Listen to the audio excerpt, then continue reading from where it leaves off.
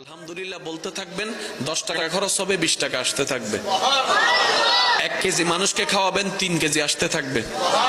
একটু জোরে জোরে বলেন না সুবহানাল্লাহ। তাহলে আলহামদুলিল্লাহ কয়েকটা কাজ করবে। আলহামদুলিল্লাহ প্রথম কাজ করবে, আপনার ব্রেইন থেকে টেনশন দূর করে দিবে। আলহামদুলিল্লাহ আপনার মনের মধ্যে প্রশান্তি এনে দিবে। আলহামদুলিল্লাহ আপনাকে দুশ্চিন্তা থেকে বাঁচাই দিবে। আলহামদুলিল্লাহ আল্লাহর প্রতি আপনার দিলের ভালোবাসা বাড়াই দিবে। আলহামদুলিল্লাহ আল্লাহর প্রতি আপনার আরো আত্মবিশ্বাস বাড়াই দিবে।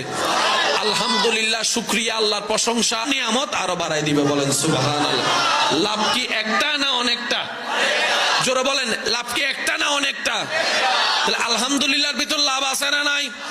আস্তাগফিরুল্লাহর ভিতর লাভ আছে না নাই? কিন্তু নিতে জানি নাই, ব্যর্থতা আমাদের। দেনেওয়ালা দিয়ে রেখেছেন, আমরা নিতে জানি নাই, নেওয়ার জন্য আগ্রহ করি নাই।